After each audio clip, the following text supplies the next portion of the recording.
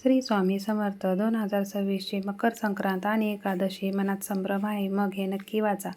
येत्या 14 जानेवारी 2026 बुधवार रोजी मकर संक्रांत आणि षटतिला एकादशी असा दुर्मिळ आणि पवित्र योग जुळून येत आहे. एका बाजूला सणांचा आनंद आणि दुसऱ्या बाजूला उपवासाचा दिवस. यामुळे अनेक भक्तांच्या मनात शंका आहे. त्यावर धर्मशास्त्राचा आधार घेऊन केलेले हे महत्त्वाचे खुलासे. देवाला उपवास नसतो. उपवास हा मानवासाठी आहे, ईश्वरासाठी नाही. देव नित्यतृप्त आहे. त्यामुळे संक्रांतीचा मुख्य नैवेद्य देवाला अर्पण करण्यास काही हरकत नाही. परंपरेनुसार देवाला गोड नैवेद्य जरूर दाखवावा.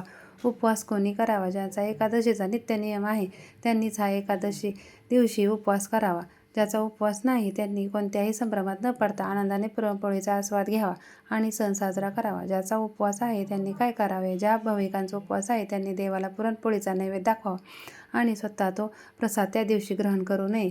तो प्रसाद राखून ठेवा. दुसऱ्या दिवशी उपवास सोडताना तो ग्रहण करावा. हे शास्त्रसंगत मत आहे. तिळगुळ चालतो का? हो.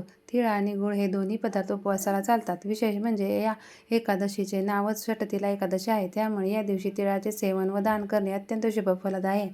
थोडक्यात देवाला नैवेद्य पुरणपोळीचा आणि भक्ताला भावभक्तीचा हा हरिभास्कर योग आपल्या सर्वांच्या आयुष्यात सुख, शांती आणि समृद्धी घेऊन येवो हीच ईश्वरचरणी प्रार्थना. श्री स्वामी समर्थ.